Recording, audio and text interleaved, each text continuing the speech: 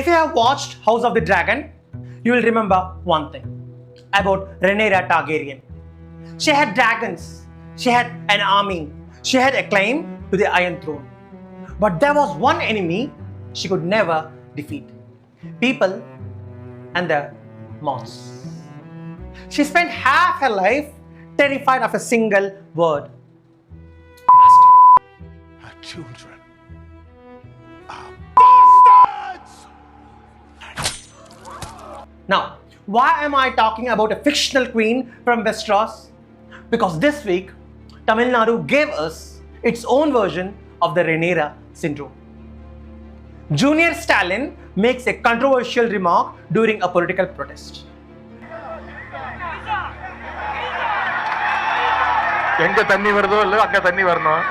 TV channels explode, social media explodes, political parties explode. Then the police arrive.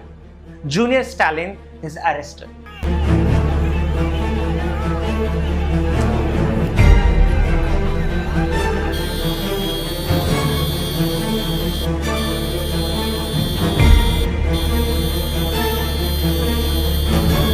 A few hours later, he walks out on bail.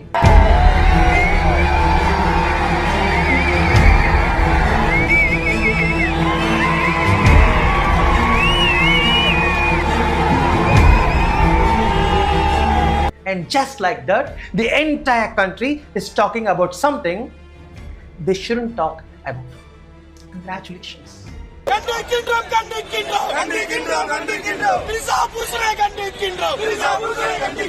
When you are the chief minister and your private life is a public spectacle, people are going to talk. They will talk about the leaked photographs. They will talk about your empty family portraits. They will talk about the fact that your name is constantly linked with a popular actress. Is it fair? Maybe not. But it is the tax you pay for the power. Rhaenyra Targaryen couldn't understand this. She thought power meant she could rewrite reality by force. She thought a sword could censor it. But every time she took a hit, she just confirmed the gossip was true. Your son Joffrey is a bastard. Your son Lucerys, whom I accepted as my heir, was a bastard. Lord Corlys. Your son Jacaerys lived and died a bastard. If you are going to rule like a Targaryen, you should probably learn how the story ends. The people always outlast the crown. And the whispers? They always outlast the king. The harder you hunt the people who mock you, the louder the mockery echoes. The whispers aren't exactly state secrets, are they? The chief minister is separated from his family. Public sees who stands in the center of the frame and who has been erased from it. When you deploy the state police force to arrest a political rival over a sarcastic joke, you aren't projecting strength. You are projecting panic. You're proving to the entire state that the joke actually landed. Because the moment you try to arrest the wind for blowing the curtains open, you're just showing everyone that you have something to hide. Arresting Junior Stalin doesn't rebuild the chief minister's broken home. And it certainly doesn't stop the whispers. If anything, the TVK government just gave Junior Stalin the one thing a politician craves more than oxygen: martyrdom.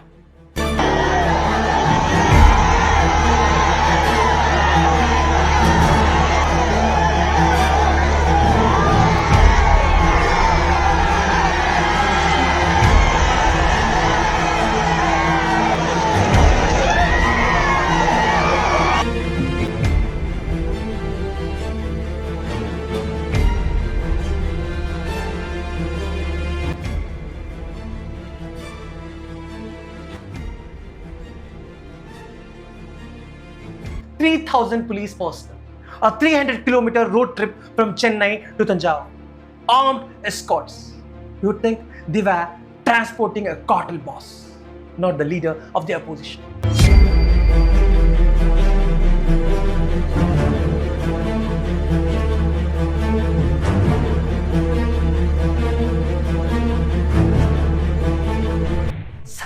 nobody is debating the dignity of the government. They're debating the fragility of the chief minister. This was supposed to be a protest about the Cauvery water dispute. Real farmers, real dry lands, real politics. But because someone's ego was bruised by a crowd chanting an actress name, because a ruler couldn't stomach the gossip, the entire state machinery was weaponized to protect a personal reputation. If we are going to have a national conversation about dignity, about morality, let's have one honestly. For 2 decades, his cinematic kingdom was heavily funded by the exact same crassness that his police force is now arresting people for. Let me show you some tips. இப்படி நீங்க தடுவீங்கன்னு தெரிஞ்சிருந்தா நெஞ்சில மட்டும் இல்லைங்க மூளையை தவிர எல்லாம் ஜாஸ்தி இருக்கு. சும்மா சொல்லக்கூடாது. உங்க பொண்ணோட அந்த 2 ஏதாவது ஆச்சா? சூடாயிடுச்சுங்க.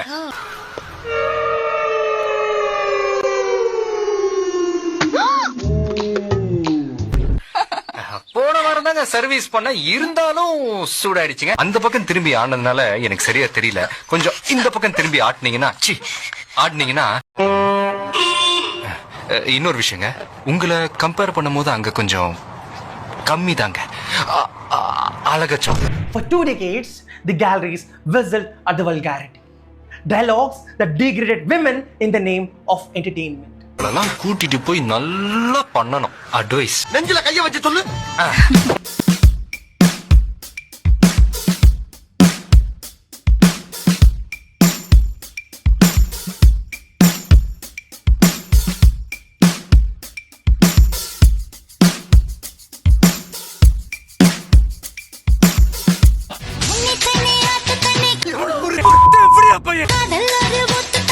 அனுப்புன அந்த போயம்மாவ யாருன்னு இப்போ தெரியும்.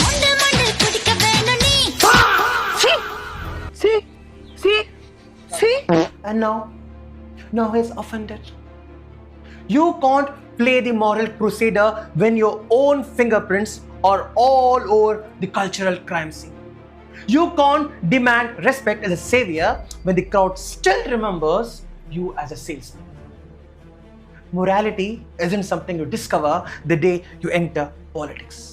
It is something that is measured against the life you have already left, against the roles you have chosen, against the words you have spoken, against the culture you have helped create.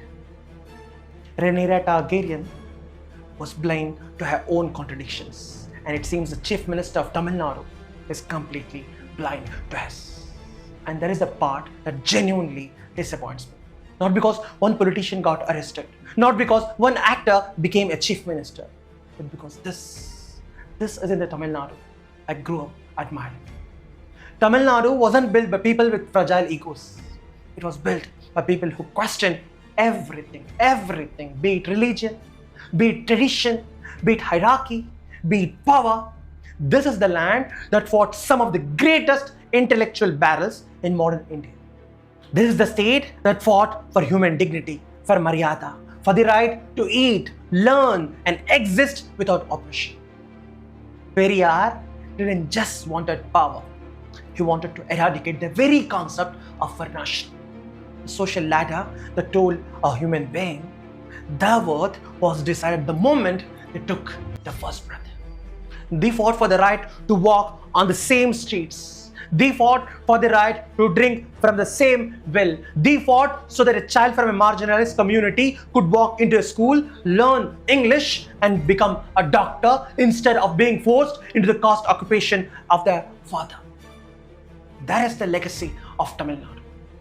A state that looked at a 1,000-year-old system of oppression and systematically dismantled it through rationalism, social justice, and sheer political will. And now, look at where that legacy has landed. Over the last few months, I have traveled across the Hindi heartland. Uttar Pradesh, Delhi, Rajasthan, Bihar, the BJP strongholds. And you know what is fascinating? You sit in a dhaba in Uttar Pradesh or a cafe in Delhi and you hear people talking about Tamil Nadu. They look at the south and they admire the chief minister. They compare him to their own chief ministers and say, look at what Thalapathy is doing. Thalapathy that is. Thalapathy this, Thalapathy that. And honestly, that is impressive. Credit where credit is due. Building a national image isn't easy. The TVK publicity machine has done an extraordinary job. It is a brilliant triumph of public relations. A mighty, well-oiled PR machine projecting the image of a visionary statesman all the way across the Vindhyas. And there is absolutely nothing wrong with that. Good PR is the armor of modern politics. Every successful leader has one. Every successful party has one. Image matters, narrative matters. But it forces an incredibly uncomfortable question. If you have that kind of national momentum, if you are governing a state that is already miles ahead on the developmental highway compared to the rest of the country, if you have the undeniable advantage of a state built on decades of progressive social engineering, why stoop to the gutter? Why the petty, vindictive politics? Look at the clock. It is August 2026. The 2029 general elections are breathing down the neck of this country. If you look at the political landscape of India right now, there is a singular, massive force trying to rewrite the very geography of political power. The BJP is already setting the stage. We are looking at a future with the Delimitation bill, which threatens to drastically reduce the parliamentary representation of southern states. Tamil Nadu stands to lose crucial seats in the Lok Sabha. Its political voice, its leverage in the capital, its reward for effectively managing its population, all of it is on the chopping block. This isn't a theoretical threat, it is an existential one for the political identity of the South. And how are the two most powerful political entities in Tamil Nadu preparing for this? Trisha, Trisha, Trisha, Trisha, Trisha. என்ன வேணும் உனக்கு? எனக்கு ஒண்ணு வேணாங்க, எனக்கு நிம்மதியா கொடுங்க போதும்.